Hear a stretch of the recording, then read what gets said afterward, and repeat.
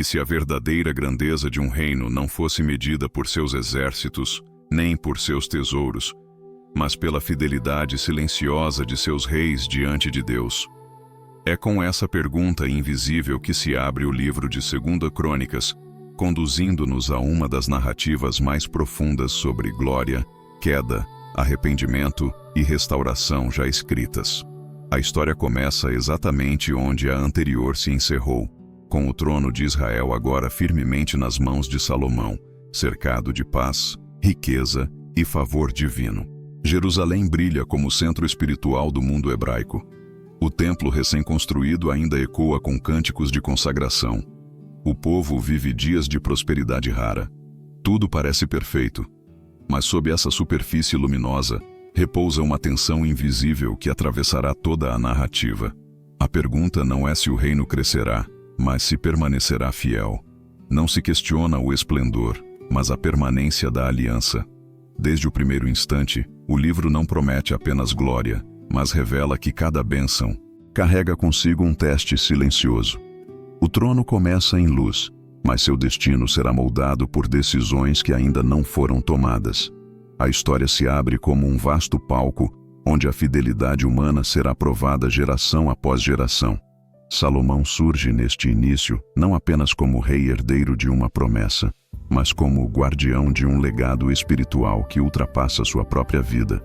Ele governa um reino forte, unido e respeitado, rodeado por riquezas acumuladas por seu pai e sustentado por uma paz que nenhum outro rei antes conheceu.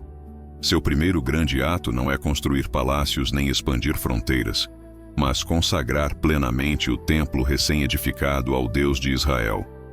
O livro se detém longamente nesse momento, como quem deseja que ele jamais seja esquecido. Fogo desce do céu, a glória enche a casa. Os sacerdotes não conseguem permanecer de pé diante da presença divina. O céu responde visivelmente à obediência. O templo não é apenas aceito, ele é habitado. Aqui se estabelece o coração de toda a teologia de 2 Crônicas. Deus não habita onde há poder, mas onde há reverência. Não se manifesta onde há luxo, mas onde há submissão. Salomão compreende nesse instante que seu reinado não será sustentado por política, mas por aliança viva com o Senhor. Na oração solene que se segue, Salomão pede algo que revelará muito mais do que sua sabedoria. Ele pede que Deus ouça do céu todas as orações feitas naquele lugar ao longo das gerações. Ele antecipa pecados futuros, derrotas, exílios, arrependimentos e retornos. Como se enxergasse adiante, ele implora que sempre que o povo se humilhar, orar e buscar a face do Senhor, Deus se volte novamente para restaurá-los. Aqui se percebe algo extraordinário. O templo não nasce como símbolo de perfeição, mas como espaço permanente de reconciliação. Ele é construído já prevendo quedas, já esperando arrependimentos, já oferecendo retorno. O coração do livro começa a se revelar. 2 Crônicas não é apenas história de reis, mas tratado profundo sobre arrependimento, misericórdia e restauração. Desde o início, o perdão já está previsto como parte essencial da caminhada espiritual de Israel. Depois dessa consagração gloriosa, o reino entra em seu auge absoluto. Salomão governa com sabedoria incomparável. Nações vêm de longe para ouvir suas palavras. Riquezas se acumulam em quantidade nunca antes vista. Jerusalém se torna centro de comércio, cultura e espiritualidade. Mas o cronista escreve esses dias de glória com cuidado deliberado. Ele não se detém excessivamente no luxo, não exalta palácios, não glorifica tesouros. Seu foco permanece sempre no templo e na fidelidade. Aqui se revela uma intenção clara do autor: mostrar que prosperidade não é o verdadeiro termômetro da bênção divina. O livro não ensina que riqueza prova a aprovação. Ele prepara o terreno para demonstrar que a verdadeira medida de um reinado será sempre a obediência contínua. O auge de Salomão não será o ponto final da história, mas apenas o início de uma longa sequência de decisões que moldarão o destino de todo o reino. À medida que os anos avançam, o reinado de Salomão começa a revelar uma transição silenciosa, que o texto registra com sutileza impressionante. O templo permanece ativo. O culto continua regular. Mas alianças políticas começam a surgir. Casamentos estrangeiros se multiplicam. Influências externas entram lentamente na vida do rei. O livro de 2 Crônicas não se aprofunda imediatamente nesses desvios, mas planta sinais delicados de que algo começa a se deslocar no interior da fidelidade inicial. Aqui se manifesta uma das grandes mensagens ocultas do livro. As grandes quedas raramente começam com grandes pecados. Elas começam com pequenas concessões.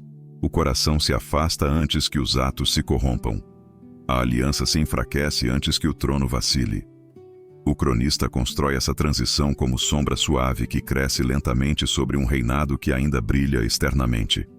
Quando finalmente o reinado de Salomão se encerra, o livro não o apresenta como fracasso, mas como rei cuja trajetória contém tanto glória quanto advertência. Ele deixa um reino poderoso, mas também sementes de divisão.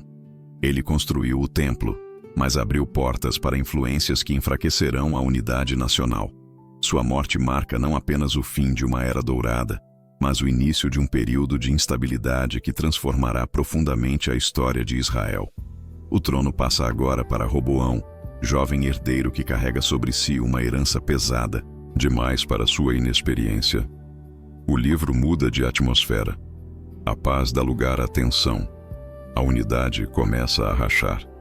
O futuro que parecia tão promissor agora se apresenta incerto e carregado de presságios.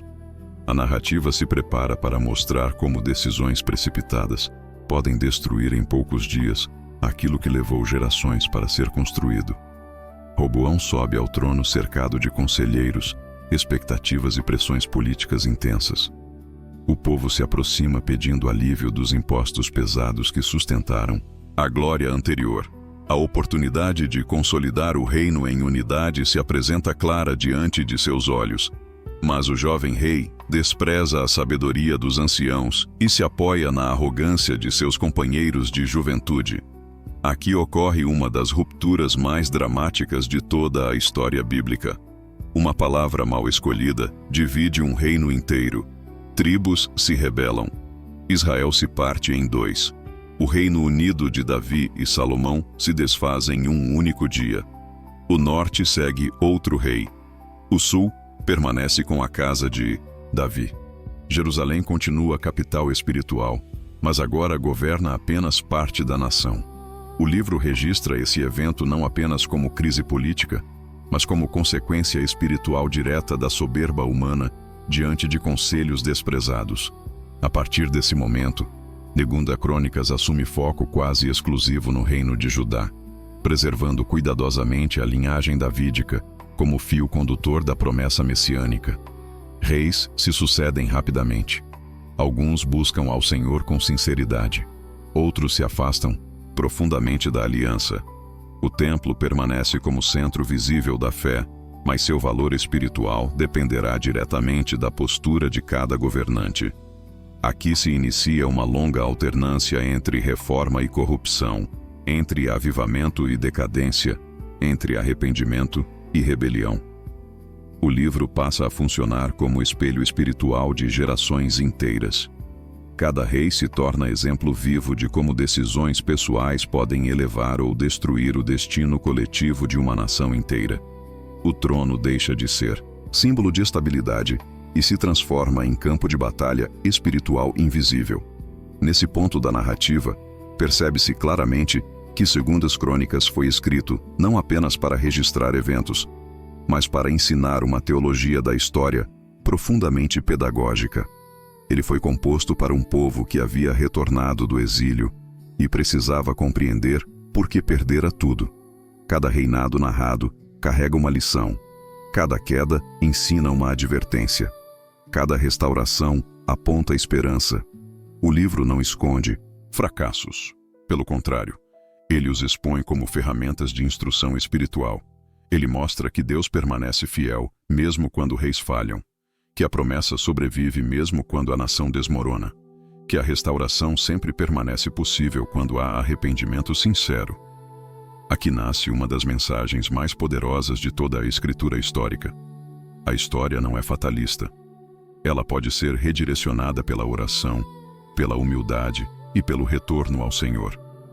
Assim, ao final desta primeira parte, a narrativa permanece apenas em seus primeiros movimentos. O templo foi consagrado, a glória foi revelada, a divisão aconteceu, o reino começou a se fragmentar. Mas os grandes dramas espirituais que definirão o destino final de Judá ainda estão por vir. Reis piedosos surgirão, reformas profundas transformarão a nação, quedas trágicas a levarão ao exílio, e restaurações inesperadas reacenderão esperança quando tudo parecer perdido. Nada aqui se encerra, tudo aqui apenas começa. O trono já não é mais símbolo de estabilidade, mas palco onde fidelidade e rebeldia se alternarão até o fim, e aquilo que ainda será revelado mostrará, geração após geração, que o destino de um povo nunca depende apenas de sua força, mas de sua disposição em voltar-se novamente para o Deus que nunca abandona sua aliança. Depois da ruptura dolorosa que dividiu o reino em dois, Judá passa a caminhar agora por um terreno instável, onde cada decisão real terá peso espiritual descomunal. Roboão permanece em Jerusalém, ainda atordoado pela perda de 10 tribos em um único dia, tentando preservar aquilo que restou do legado davídico. O trono ainda existe. O templo ainda permanece de pé. A promessa ainda vive. Mas a segurança que antes sustentava a nação agora foi profundamente abalada. Inimigos percebem rapidamente essa fragilidade nascente. O Egito, antigo opressor, volta seus olhos para Jerusalém como quem reconhece oportunidade histórica. Tropas avançam, cidades fortificadas caem, o próprio templo é saqueado. Os tesouros acumulados por Davi e Salomão são levados. O ouro desaparece. Os escudos são substituídos por bronze. A glória se esvai lentamente diante dos olhos do povo. Aqui se revela uma das lições centrais de 2 Crônicas. A divisão interna sempre enfraquece a proteção externa. A infidelidade abre portas que nenhuma muralha consegue fechar. O livro ensina que a segurança de uma nação repousa mais na aliança do que nas fortificações. No meio dessa crise, algo inesperado ocorre. Roboão, confrontado pelo profeta, humilha-se diante do Senhor. Ele reconhece seu erro, ele se dobra, ele confessa, e o juízo é parcialmente suspenso. Jerusalém não é destruída, o reino não é aniquilado. A misericórdia se manifesta em meio à disciplina. Aqui se revela um princípio que atravessará todo o livro. Deus não busca destruir, mas corrigir. O castigo não é fim, mas chamado ao arrependimento. Sempre que um rei se humilha, o curso da história se altera. Sempre que há confissão, a destruição é adiada. O livro começa a estabelecer com clareza sua grande tese espiritual. O destino de Judá não é fixo. Ele é maleável nas mãos do arrependimento. O futuro não está preso a decretos imutáveis, mas aberto à intervenção misericordiosa de Deus sempre que o coração retorna à aliança. Após a morte de Roboão, o trono passa para Abias, cujo reinado breve é marcado por conflitos constantes com o reino do norte. Guerras irrompem, exércitos se enfrentam, fronteiras são disputadas. Mas em meio ao caos militar, o livro destaca um momento extraordinário de fé pública. Diante de um exército muito maior, Abias clama ao Senhor lembrando da aliança com Davi e da legitimidade do templo em Jerusalém. Ele não confia na força, mas na promessa. E o impossível acontece. O inimigo entra em confusão. A vitória surge onde não havia esperança humana. Aqui se reforça novamente a teologia central do livro. As batalhas de Judá não são decididas pelo número de soldados, mas pela fidelidade espiritual. O campo de guerra se torna a extensão do altar. O resultado militar reflete diretamente a postura diante de Deus. O reino aprende novamente que sua sobrevivência depende menos de estratégia e mais de submissão. Depois de Abias, surge Asa, um rei cuja trajetória marcará profundamente esta fase inicial da narrativa. Seu reinado começa com reformas ousadas. Altares pagãos são destruídos, ídolos são removidos. O culto é restaurado. O povo é convocado a buscar ao Senhor com sinceridade renovada. Por anos, a terra desfruta paz incomum. Mas a verdadeira prova ainda estava por vir. Um exército gigantesco da Etiópia invade Judá com força esmagadora. Diante de milhares de carros e soldados, Asa faz algo que definirá todo o tom do livro. Ele ora publicamente confessando que não há diferença para Deus em salvar muitos ou poucos. Ele reconhece que a batalha pertence ao Senhor. E novamente, o impossível se manifesta. O inimigo é derrotado de forma sobrenatural. O reino celebra vitória que não pode ser explicada pela força humana. Aqui se grava uma das verdades mais repetidas de 2 Crônicas. Quando o povo busca ao Senhor, nenhum inimigo consegue prevalecer. Contudo, à medida que os anos passam, Asa começa a revelar uma mudança sutil em sua postura espiritual. Em nova ameaça, ele já não clama ao Senhor, mas busca alianças políticas com nações vizinhas. O profeta o confronta duramente. Aquele que antes confiara plenamente em Deus, agora se apoia em homens. Asa se ira. Ele prende o profeta. Ele se fecha à correção. Aqui surge uma das transições mais dolorosas da narrativa. Um rei que começou em fidelidade termina em orgulho. Sua doença final não é tratada com oração, mas apenas com médicos. E assim, ele parte deixando uma lição silenciosa e poderosa. Começar bem não garante terminar bem.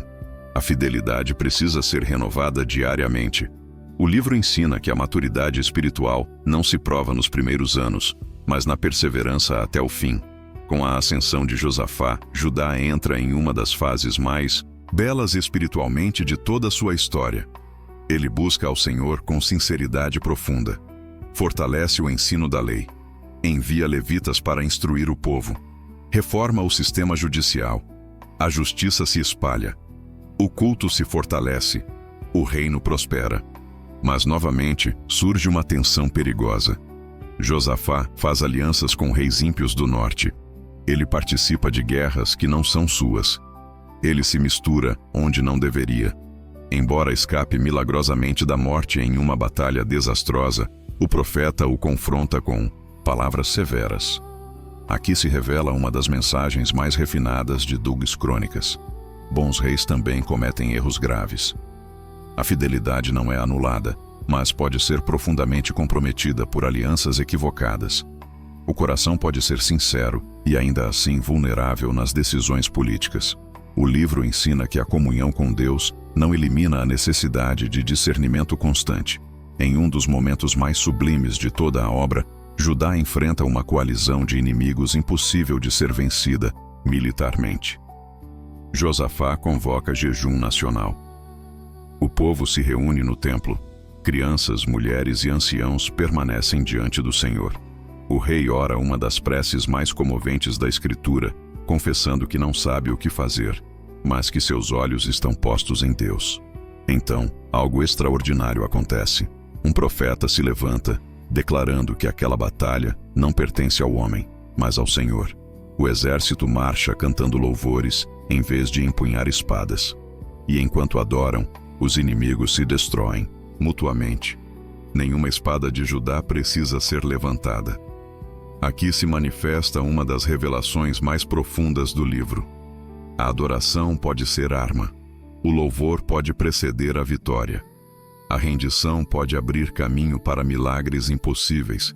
A história se grava como paradigma eterno de confiança absoluta no Deus que luta por seu povo. Apesar dessas vitórias, o reinado de Josafá também se encerra com sombras. Seu filho herda não apenas o trono, mas alianças perigosas que trarão consequências devastadoras. Surge então Jorão, cujo governo marca uma das fases mais sombrias iniciais de Judá. Ele mata seus próprios irmãos, introduz idolatria em larga escala, afasta o povo do templo. O reino começa a sangrar internamente. Profetas anunciam juízo, invasões estrangeiras se multiplicam, doenças terríveis o consomem, e sua morte ocorre sem honra, sem lamento e sem saudade. Aqui o livro mostra com clareza devastadora como o afastamento da aliança gera destruição em cascata. Uma geração pode destruir em poucos anos aquilo que levou décadas para ser edificado. O trono passa agora a reis cada vez mais instáveis, enquanto o coração da nação começa a se afastar perigosamente do centro espiritual que a sustentava. Nesse ponto da narrativa, percebe-se que 2 Crônicas acelera gradualmente o ritmo dos reinados, como se quisesse mostrar a instabilidade crescente que domina Judá. Reis surgem e caem rapidamente. Intrigas se multiplicam. Idolatria se infiltra nos palácios. O templo permanece, mas sua influência espiritual enfraquece. Profetas continuam clamando. Advertências continuam sendo dadas. Mas a resposta se torna cada vez mais irregular. O livro constrói lentamente a percepção de que o reino caminha em direção a crises mais profundas do que qualquer batalha externa. A ameaça maior já não vem de inimigos estrangeiros, mas da erosão interna da fidelidade espiritual. Aqui nasce a grande tensão que dominará as próximas gerações. Será que a promessa davídica resistirá à sucessão de reis infiéis? Será que o templo conseguirá preservar o coração da nação diante de tantas concessões? O livro mantém essa pergunta aberta como fio invisível que conduz toda a narrativa. Assim, ao final desta segunda parte, Judá permanece em estado de oscilação constante entre luz e sombra, entre reformas e corrupções, entre arrependimento e rebeldia. O trono ainda subsiste, o templo ainda permanece ativo, a promessa ainda vive, mas as rachaduras começam a se aprofundar perigosamente. Grandes reis ainda surgirão. Avivamentos poderosos ainda transformarão a nação. Mas quedas ainda mais profundas também se aproximam silenciosamente. Nada aqui se resolve. Tudo aqui se complica.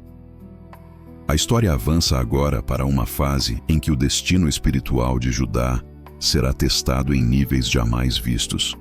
E aquilo que ainda será revelado mostrará como a misericórdia divina continuará lutando contra a infidelidade humana até os limites finais da paciência celestial. Quando a sucessão instável prossegue, Judá entra agora em um período de profunda escuridão espiritual que ameaça comprometer definitivamente a herança da casa de Davi. Após a morte de Jorão, surge Acasias, cujo reinado breve já nasce contaminado por alianças ímpias e influência destrutiva da casa de Acabe. Sua ligação com Atalia, filha de Jezabel, introduz no palácio de Jerusalém um espírito de idolatria agressiva que rapidamente começa a corroer os fundamentos do reino. O templo permanece de pé, mas sua autoridade espiritual começa a ser ofuscada por altares estranhos que se multiplicam silenciosamente. Guerras mal conduzidas se sucedem. O rei cai em batalha, e então ocorre um dos momentos mais dramáticos de toda a história da monarquia. Atalia toma o poder e extermina quase toda a descendência real. O trono davídico parece à beira da extinção completa. O fio da promessa parece prestes a ser cortado. Mas em meio ao massacre, uma criança é secretamente salva e escondida no templo. Um herdeiro sobrevive. Um futuro permanece, oculto nas sombras do santuário. Aqui se revela uma das verdades mais profundas do livro.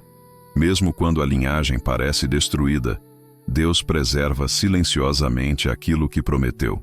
Por 6 longos anos, Atalia governa como rainha usurpadora em Jerusalém, promovendo idolatria aberta e afastando o povo da aliança.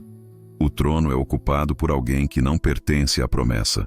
O templo é negligenciado. O culto enfraquece. Mas no interior do santuário, longe dos olhos da tirania, o menino Joás cresce, protegido pelos sacerdotes. Ali, entre colunas e incenso, a esperança é preservada como chama frágil que ainda resiste ao vento da corrupção. Quando chega o momento certo, o sacerdote Joiada convoca líderes, revela o herdeiro oculto e proclama sua entronização pública. Trombetas soam. O povo se alegra. Atalia corre ao templo gritando traição, mas é retirada e executada. O trono retorna à linhagem de Davi. O templo volta a ser centro da nação. Aqui se manifesta uma das cenas mais poderosas de restauração da Escritura. Quando tudo parecia perdido, Deus revela que sua promessa nunca esteve em risco. O trono pode ser ocupado indevidamente por um tempo, mas jamais será abandonado pelo Senhor. Sob a orientação de Joiada, Joás inicia um reinado marcado por reforma profunda. O templo é restaurado, os utensílios sagrados são reconstruídos, o culto é reorganizado, o povo retorna lentamente à adoração verdadeira. Por anos, o reino experimenta renovação espiritual rara. Mas quando o sacerdote morre, algo trágico acontece. Joás abandona os caminhos do Senhor. Ele ouve conselheiros ímpios. Ele se volta à idolatria. Profetas são enviados para adverti-lo, mas são desprezados. Um deles, filho do próprio Joiada, é assassinado no átrio do templo. Aqui se registra uma das cenas mais chocantes de toda a narrativa.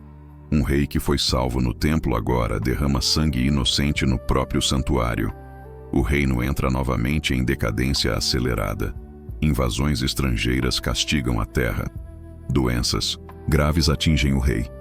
E sua morte ocorre em conspiração silenciosa. Aqui o livro ensina com clareza devastadora que gratidão esquecida se transforma rapidamente em infidelidade. Aqueles que abandonam a fonte da própria salvação caminham inevitavelmente para a ruína. Após Joás, surge Amazias, cujo reinado começa com promessas de justiça, mas rapidamente se desvia em orgulho perigoso. Ele vence inimigos com auxílio divino, mas passa a adorar os deuses dos povos derrotados. O profeta o confronta. O rei despreza a advertência. Inflado pela vitória, ele desafia o reino do norte e sofre derrota humilhante. Jerusalém é saqueada. O templo perde novamente seus tesouros. O povo se desanima. Conspirações surgem. O rei foge, mas é assassinado. Aqui se revela mais uma vez o padrão doloroso que atravessa 2 crônicas. Vitórias espirituais não garantem fidelidade contínua. O orgulho nasce exatamente após os maiores livramentos. O livro constrói lentamente a percepção de que o perigo maior não é a derrota, mas a soberba que surge depois do triunfo. A história segue avançando como onda que sobe e desce, sempre refletindo a condição espiritual de seus governantes. Com Uzias, o reino experimenta um novo período de prosperidade prolongada. Ele fortalece muralhas, desenvolve agricultura, organiza exércitos. Jerusalém floresce novamente. Seu nome se espalha entre as nações. Mas no auge de sua força, ocorre uma transgressão que mudará completamente seu destino. Ele entra no templo para oferecer incenso, função reservada apenas aos sacerdotes. Confrontado, insiste. E imediatamente, a lepra surge em sua fronte. O rei é expulso do santuário e vive isolado até a morte. Aqui se grava uma das advertências mais solenes de toda a Escritura. Nem mesmo reis ungidos podem ultrapassar os limites estabelecidos por Deus. A autoridade política não concede acesso irrestrito ao sagrado. O templo permanece espaço de santidade inviolável.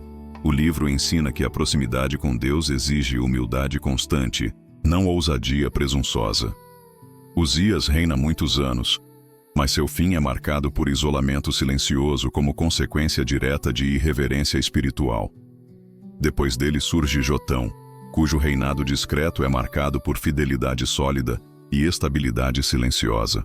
Ele fortalece Judá, resiste à idolatria, governa com justiça.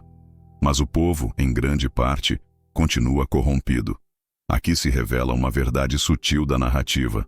Um bom rei não transforma automaticamente uma nação. A liderança pode apontar caminhos, mas a conversão coletiva exige resposta pessoal de cada coração. Quando Jotão parte, sobe ao trono Acás, cujo governo inaugura uma das fases mais sombrias de toda a história de Judá. Ele fecha o templo, introduz idolatria violenta, sacrifica seus próprios filhos, destrói utensílios sagrados. Jerusalém perde novamente sua centralidade espiritual. Invasões se multiplicam. Derrotas se sucedem. O povo sofre, e mesmo assim Acás não se humilha.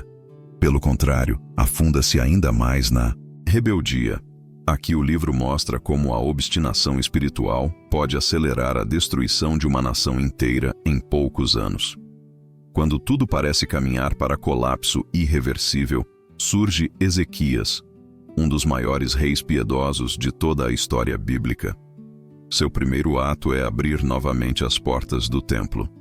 Sacerdotes são purificados. O culto é restaurado. A Páscoa é celebrada com alegria jamais vista desde os dias de Davi. O povo retorna em massa à adoração verdadeira. Altares pagãos são destruídos. Ídolos são queimados. O coração da nação começa lentamente a ser curado. Aqui ocorre um dos maiores avivamentos registrados na Escritura. Jerusalém se enche de louvor. A alegria espiritual se espalha. A aliança é renovada com intensidade rara. O livro se detém longamente nesse período como quem deseja que ele seja lembrado para sempre como prova de que mesmo após décadas de decadência, a restauração ainda é possível quando há arrependimento genuíno. Mas logo surge uma das maiores crises militares de toda a narrativa.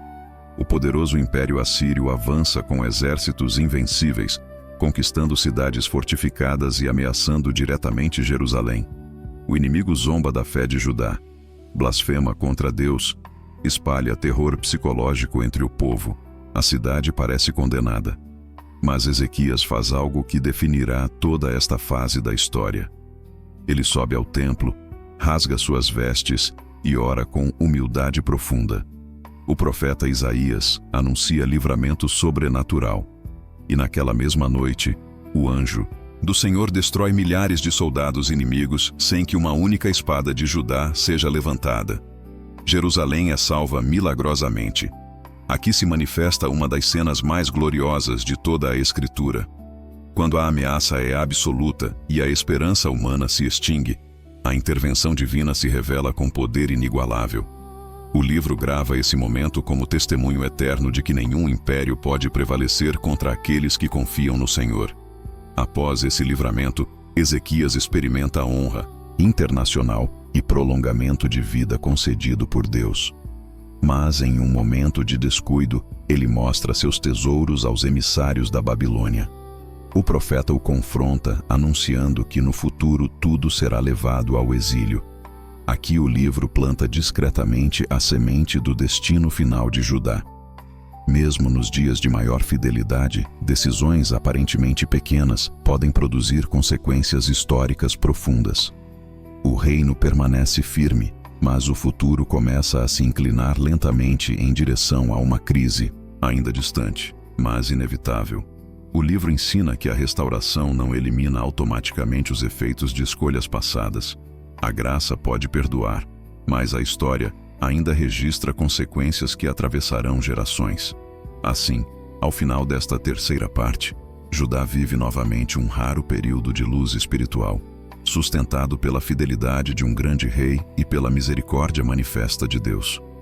O templo foi restaurado, a aliança foi renovada, o inimigo foi derrotado.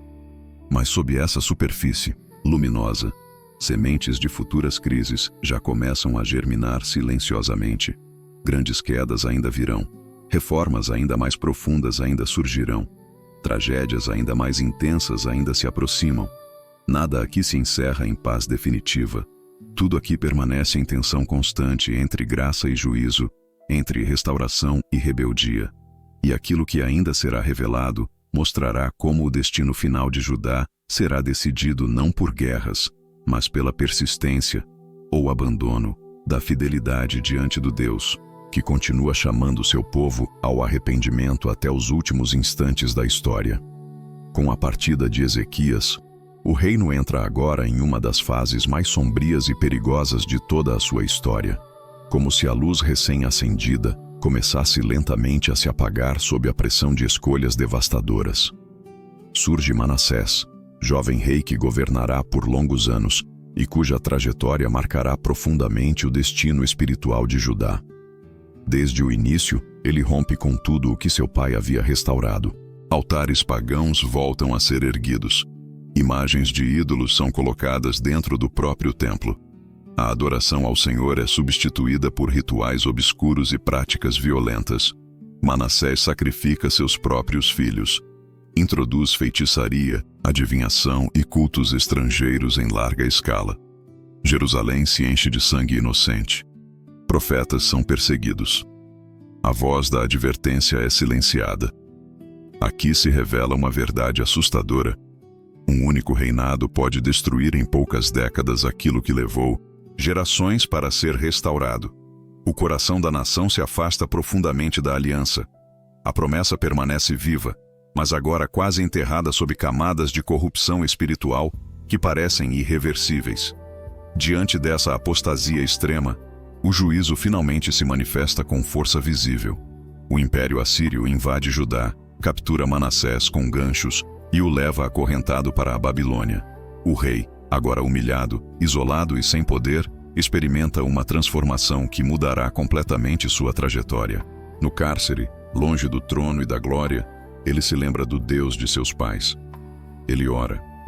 Ele se humilha profundamente. Ele clama por misericórdia.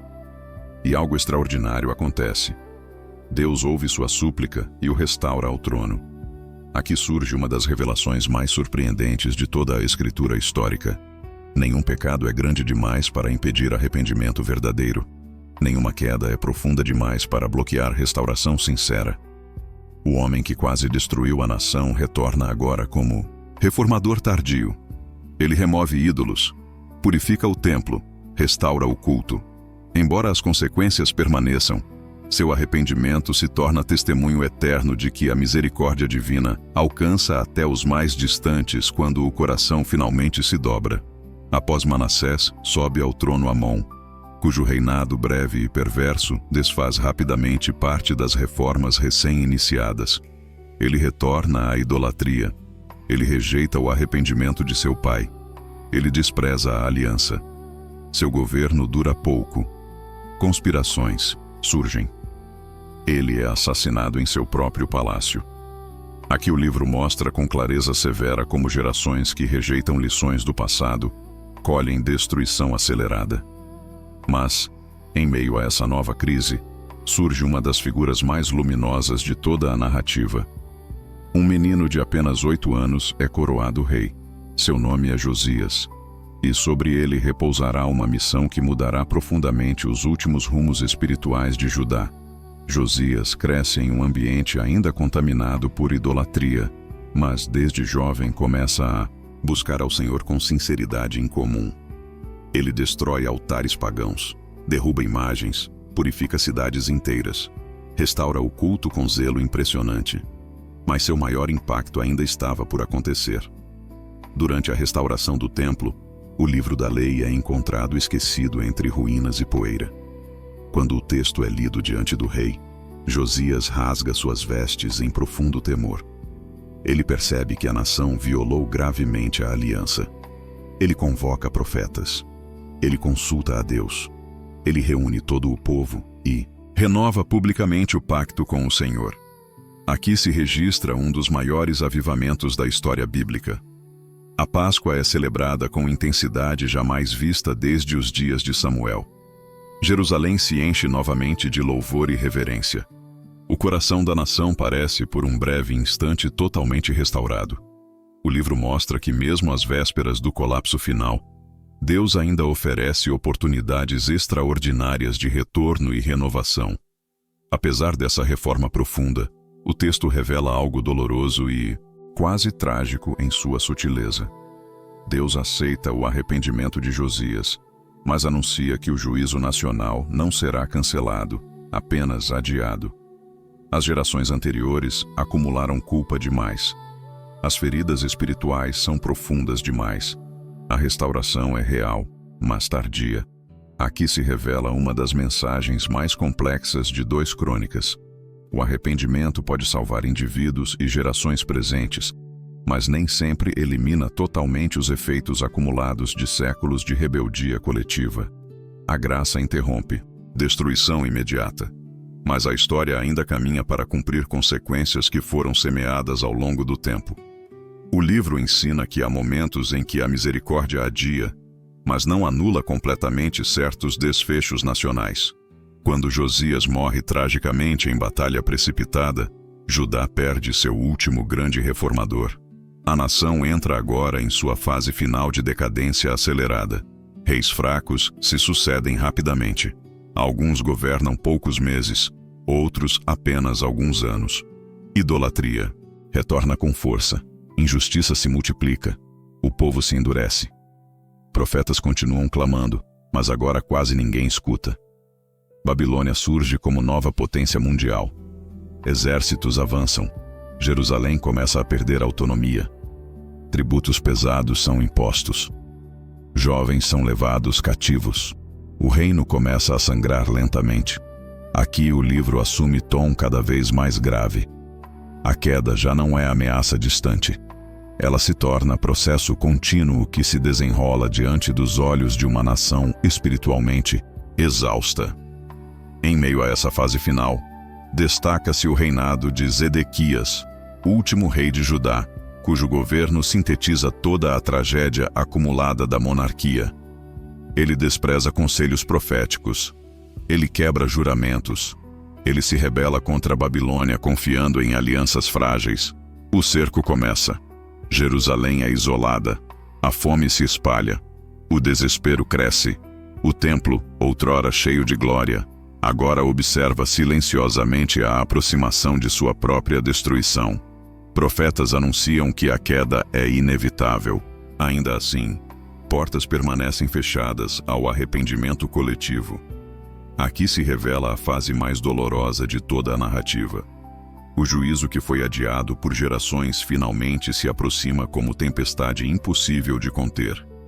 Quando os exércitos babilônicos finalmente rompem os muros de Jerusalém, a história atinge seu ponto mais trágico. A cidade é incendiada. O palácio é destruído. O templo é saqueado e queimado. Utensílios sagrados são levados. Sacerdotes são mortos. Jovens são deportados. O trono de Davi é derrubado. A linhagem real é humilhada. Zedequias vê seus filhos mortos diante de seus olhos e depois é cegado e levado cativo. Aqui se cumpre aquilo que profetas haviam anunciado por gerações. O pecado nacional atinge seu clímax de consequência. Jerusalém cai. O templo desaparece. A nação perde tudo o que a definia externamente. O livro não descreve esse momento com sensacionalismo, mas com sobriedade solene, como quem registra o fim de uma era que poderia ter sido gloriosa, mas escolheu repetidamente caminhos de rebeldia. Nesse ponto, 2 Crônicas poderia terminar em ruína absoluta e silêncio definitivo. Mas o cronista, com intenção teológica profunda, escolhe encerrar a narrativa com uma nota surpreendente de esperança. Ele registra que, após décadas de exílio, um novo poder se levanta no cenário mundial. O Império Persa conquista a Babilônia. Um novo rei governa. Seu nome é Ciro. E este homem, pagão aos olhos de Israel, recebe em seu coração um impulso divino inesperado. Ele proclama que o Senhor dos Céus lhe ordenou reconstruir o templo em Jerusalém. Ele autoriza o retorno dos exilados. Ele devolve utensílios sagrados. Ele abre caminho para a restauração futura. Aqui se revela a última e mais poderosa mensagem do livro. Mesmo quando o trono cai, Deus continua reinando. Mesmo quando o templo é destruído, Deus prepara sua reconstrução. Mesmo quando a promessa parece interrompida, ela permanece viva nos bastidores da história. Assim, ao final desta quarta parte, a narrativa alcança o fundo do abismo histórico e, ao mesmo tempo, lança o primeiro fio de luz da restauração que ainda virá. Judá perdeu sua terra, perdeu seu rei, perdeu seu templo, mas não perdeu seu Deus. A aliança não foi anulada. A promessa não foi esquecida. A história não terminou em destruição, mas em transição. O livro se encerra não com ruínas, mas com um decreto de esperança. Aquilo que ainda será revelado mostrará como, mesmo após o maior colapso espiritual e nacional, Deus permanece fiel para reconstruir, restaurar e cumprir tudo o que prometeu. Nada aqui se encerra em derrota definitiva. Tudo aqui aponta para um novo começo que ainda está por se manifestar. Com Jerusalém em ruínas e o templo reduzido a cinzas, a história entra agora em um silêncio pesado, como se toda a terra respirasse luto diante daquilo que foi perdido. O povo caminha em cadeias para terras estrangeiras. Sacerdotes são dispersos. Cantores silenciam. As ruas que antes ecoavam louvores, agora apenas guardam cinzas e memórias. O exílio não é apenas mudança geográfica, ele é ruptura espiritual profunda. Israel perde não somente sua terra, mas seu centro de identidade. O altar desapareceu. O trono caiu. As festas cessaram. A pergunta que agora ecoa nos corações é simples e devastadora. Ainda existe futuro depois de tamanha destruição? Aqui se revela uma das fases mais delicadas de toda a história sagrada. Quando tudo o que sustentava a fé externa se perde, resta apenas aquilo que foi realmente plantado no interior do coração. O livro começa a mostrar que o exílio não é apenas punição, mas também escola silenciosa de purificação espiritual. Deus não abandona seu povo. Ele o conduz a um deserto onde a memória será reconstruída. Nas terras da Babilônia, longe do templo e dos sacrifícios, Israel começa lentamente a redescobrir sua fé de uma forma inesperada. Sem altar, resta oração. Sem sacerdote, resta arrependimento. Sem sacrifício, resta a palavra. Os antigos rolos da lei passam a ser lidos com novo zelo. Histórias de Davi, Salomão e dos profetas são recontadas ao redor de fogueiras noturnas. O povo aprende novamente quem é e por que existe. Aqui nasce silenciosamente algo que transformará para sempre a espiritualidade judaica. A fé deixa de depender exclusivamente de estruturas físicas e passa a habitar profundamente na consciência e na memória. O exílio, que parecia destruição absoluta, começa a se revelar como laboratório de restauração interior. Deus reconstrói primeiro o coração antes de reconstruir cidades. Ele cura a identidade antes de restaurar muros. O livro começa a sugerir que talvez a queda não tenha sido apenas castigo, mas também preparação para algo maior. Enquanto Judá aprende a viver em terra estrangeira, o cenário político do mundo começa lentamente a se transformar. O Império Babilônico, que parecia invencível, começa a enfraquecer. Novas forças surgem no horizonte. Os persas se fortalecem. Cidades caem. Reis mudam. Aqui se manifesta uma das verdades mais impressionantes da teologia bíblica da história. Mesmo quando o povo está em exílio, Deus continua governando silenciosamente as nações. Tronos sobem e descem conforme propósitos que muitas vezes os próprios governantes desconhecem. Nenhum império domina para sempre. Nenhuma potência permanece inabalável. O livro prepara discretamente o terreno para mostrar que a libertação de Israel não virá por revolta armada, mas por decreto inesperado de um rei estrangeiro movido pela mão invisível do Senhor. A restauração começa a ser desenhada nos bastidores do poder mundial. Nesse período de espera, os profetas continuam a desempenhar papel essencial na preservação da esperança. Palavras antigas são relembradas. Promessas feitas a Davi são revisitadas. Anúncios de restauração são proclamados novamente entre os exilados. Deus promete reunir os dispersos. Ele promete reconstruir Jerusalém. Ele promete reacender o culto. Ele promete restaurar a glória perdida. Mas, mais do que isso, promete transformar o coração de seu povo. Aqui surge uma das dimensões mais profundas da esperança bíblica. A restauração não será apenas externa, ela será espiritual. Deus não deseja apenas devolver terras, mas criar um povo renovado que não repita os erros do passado. O exílio começa a ser reinterpretado, não como fim da promessa, mas como etapa necessária para purificar a aliança e preparar um futuro mais firme do que qualquer passado glorioso. À medida que os anos se acumulam no cativeiro, uma nova geração cresce sem jamais ter visto Jerusalém ou o templo. Para esses jovens, a terra prometida existe apenas nas histórias dos mais velhos. O risco agora não é apenas a tristeza, mas o esquecimento. Esquecer quem são. esquecer de onde vieram, esquecer a promessa. Aqui se percebe a urgência espiritual que começa a dominar a comunidade exilada. Preservar a memória torna-se missão vital. Ensinar a lei às crianças passa a ser ato de resistência espiritual. Cantar os antigos salmos torna-se forma de manter viva a identidade. O livro mostra que mesmo em terras estrangeiras, o povo aprende novamente que sua maior herança não é o território, mas a palavra de Deus gravada no coração. O exílio que parecia dissolver a nação acaba fortalecendo suas raízes mais profundas. Quando finalmente a Babilônia cai diante dos persas, algo extraordinário começa a se formar nos corredores do novo império. Ciro, rei poderoso, governa vastos territórios com política inédita de tolerância religiosa. Ele permite que povos retornem às suas terras e reconstruam seus templos. Mas, no caso de Israel, algo ainda mais surpreendente ocorre.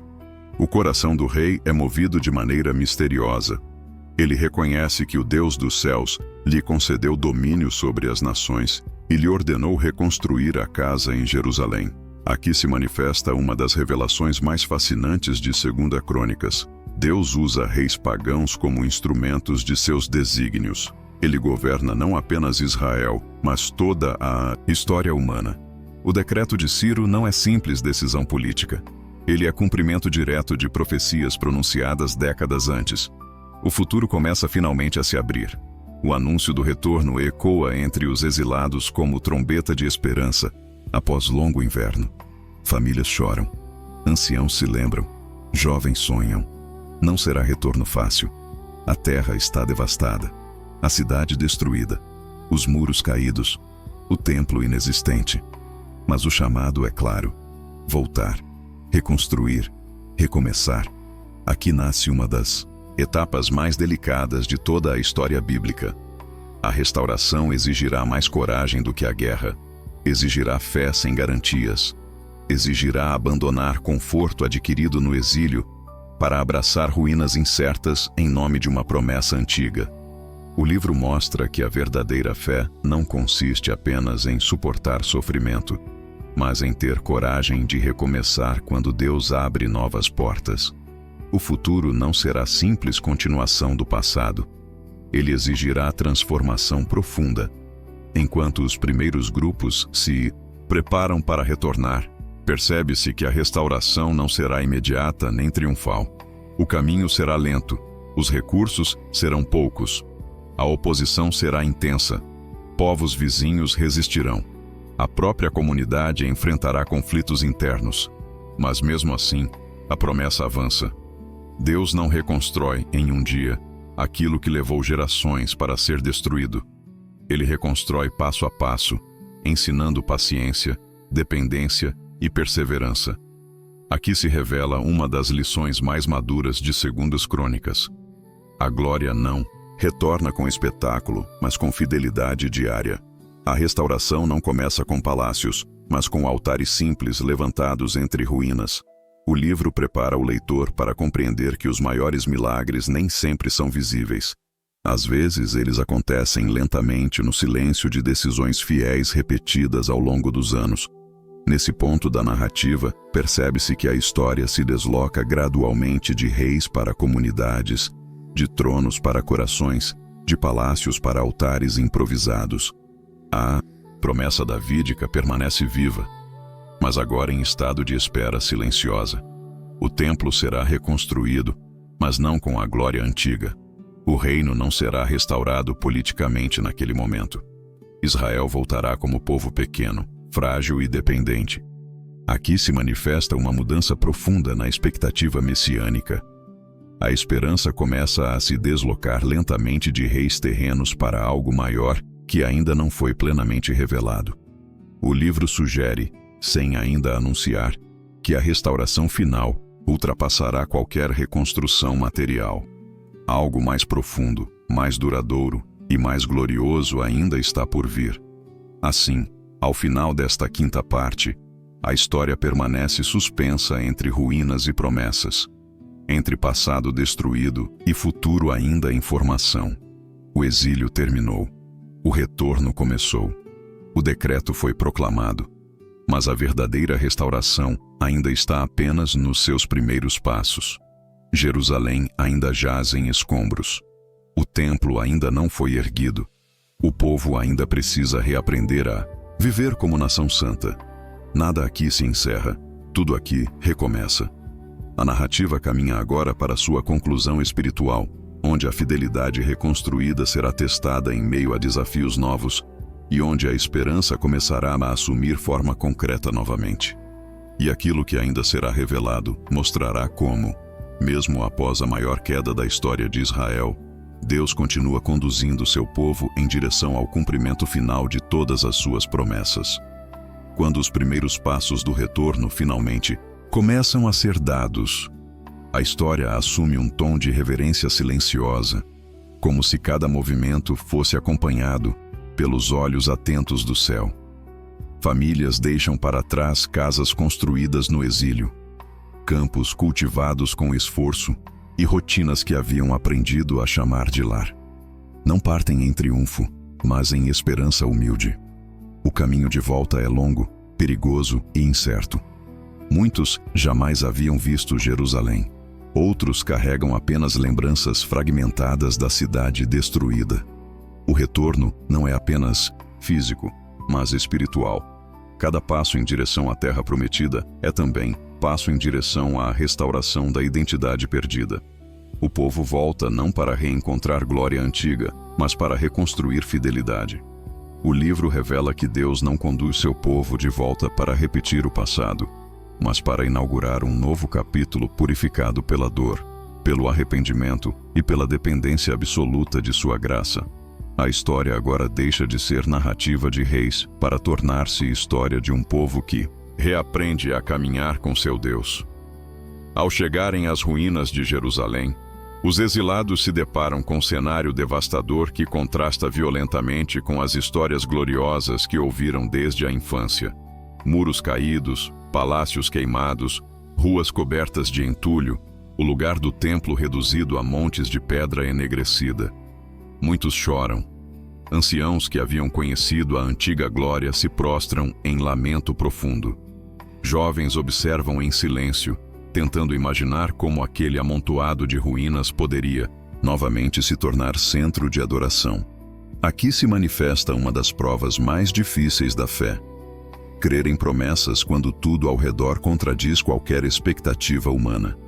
O livro ensina que a verdadeira esperança não nasce daquilo que os olhos veem, mas daquilo que a palavra de Deus continua afirmando, mesmo diante de escombros. A restauração começa exatamente no ponto em que a visão humana se esgota.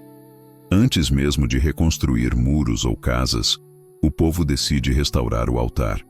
Entre ruínas, levantam pedras simples e voltam a oferecer sacrifícios ao Senhor. Não há templo, não há beleza, não há ouro, mas há coração contrito. Aqui se revela uma das mensagens mais profundas de todo o livro. Deus aceita a adoração mesmo em estruturas frágeis quando ela nasce de arrependimento sincero. A restauração espiritual precede a material. O culto retorna antes da arquitetura.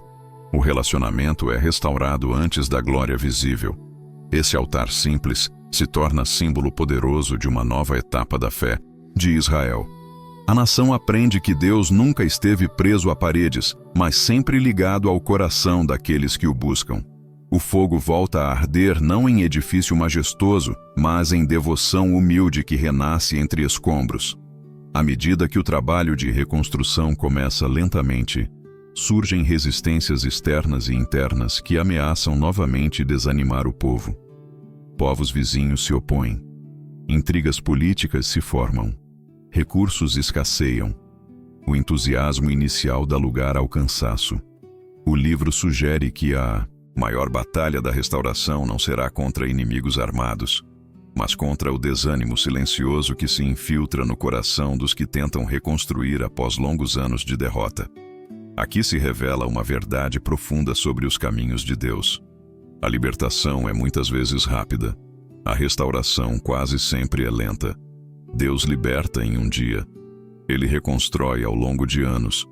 O povo aprende que perseverança é tão espiritual quanto oração, Que fidelidade diária constrói milagres invisíveis antes que eles se tornem visíveis. Enquanto isso, a promessa davídica permanece em estado de espera silenciosa. Não há rei no trono, não há coroa em Jerusalém. O povo vive agora sob domínio estrangeiro, como comunidade restaurada, mas não como nação soberana. Aqui ocorre uma mudança teológica profunda que atravessará séculos. A esperança deixa de se concentrar em reis terrenos e começa a se projetar em algo maior que ainda não foi revelado.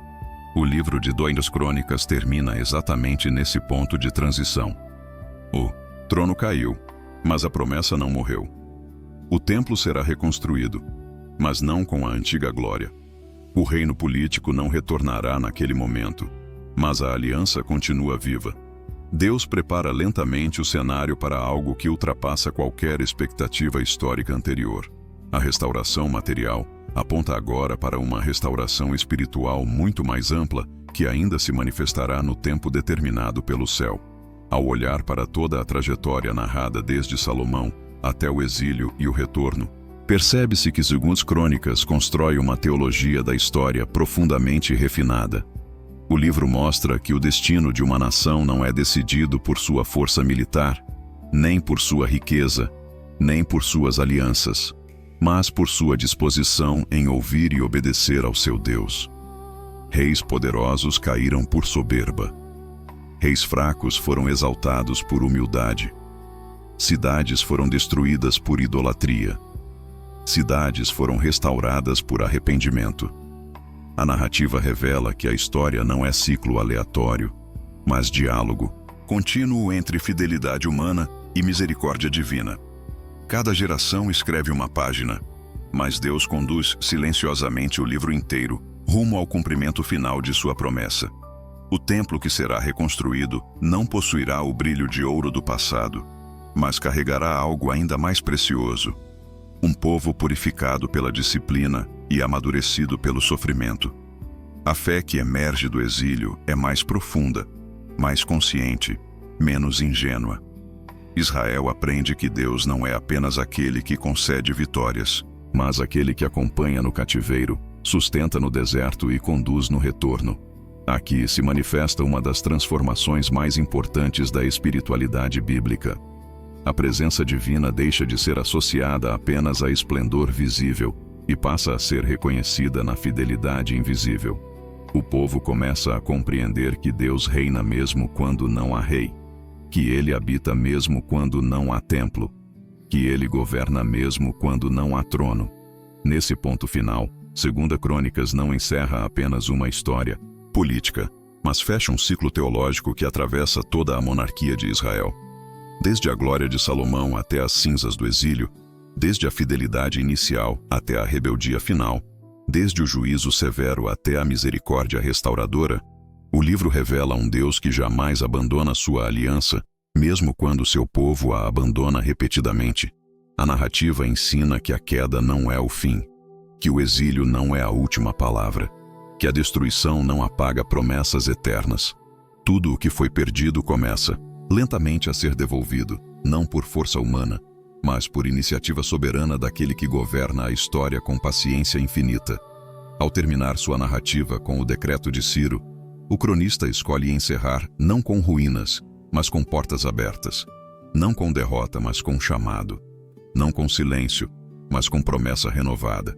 O livro termina convidando o leitor a continuar a história, como se dissesse que aquilo que começou com reis e templos agora seguirá adiante com comunidades restauradas e esperanças renovadas. O futuro permanece em aberto. O templo será reconstruído. O culto será restabelecido. A identidade será reafirmada. Mas algo ainda maior, ainda mais profundo, ainda mais glorioso, permanece reservado para os tempos que virão. A promessa davídica continua aguardando cumprimento pleno em algo que ultrapassará qualquer reino terreno já conhecido. Assim se encerra o livro de 2 Crônicas, não como fim definitivo, mas como ponte entre queda e redenção, entre passado destruído e futuro prometido, entre ruína e restauração. A história termina lembrando que Deus não escreve apenas capítulos de glória, mas também capítulos de disciplina, e que ambos servem ao mesmo propósito eterno. O povo perdeu sua cidade, seu templo e seu rei, mas não perdeu sua aliança. O exílio não apagou a promessa. A destruição não encerrou o plano. Tudo aquilo que foi contado até aqui prepara silenciosamente o caminho para uma revelação ainda maior, que atravessará os séculos seguintes. Nada aqui se conclui plenamente. Tudo aqui aponta para adiante, para um tempo em que a restauração será completa, a aliança será plena e a presença de Deus habitará de forma definitiva no meio de seu povo. E assim chegamos ao fim desta longa e profunda jornada pelo livro de 2 Crônicas. Uma história que começou em glória, atravessou quedas, passou por exílio, disciplina e dor, mas terminou em esperança silenciosa e promessa renovada. Reis se levantaram e caíram, templos foram erguidos e destruídos, nações foram disciplinadas e restauradas, mas em cada capítulo permaneceu inabalável a fidelidade de um Deus que nunca abandonou sua aliança. A história mostrou que não são os tronos que sustentam a promessa, mas a graça. Não são os palácios que preservam a fé, mas o arrependimento sincero. Não são os exércitos que garantem o futuro, mas corações que aprendem novamente a se voltar para o Senhor. Tudo o que vimos aqui revela que a história de Israel é também a história de cada alma que cai, se perde, se arrepende e encontra novamente o caminho da restauração. Talvez, ao longo deste vídeo, você tenha se reconhecido em alguns desses reis, em algumas dessas quedas, em algumas dessas voltas silenciosas ao altar da fé. Talvez tenha percebido que, assim como Judá, todos nós enfrentamos tempos de glória e tempos de ruína, momentos de fidelidade e momentos de afastamento. Mas a mensagem final de 2 Crônicas permanece clara e poderosa. Enquanto houver arrependimento sincero, ainda há restauração possível. Enquanto houver oração humilde, ainda há misericórdia disponível. Enquanto houver esperança, Deus continua escrevendo novas páginas, mesmo depois das maiores quedas. Nenhuma ruína é definitiva quando a graça ainda governa a história. Se esta jornada tocou o seu coração, se alguma parte desta história falou com você de maneira especial, nós queremos muito saber. Escreva agora nos comentários o que mais te marcou neste vídeo. Conte qual rei, qual momento ou qual lição mais falou com a sua vida. Se você acredita que Deus continua restaurando histórias hoje, escreva nos comentários um amém bem forte, para declararmos juntos essa fé. Se você tem alguma dúvida, alguma pergunta ou quer compartilhar um testemunho, deixe também nos comentários.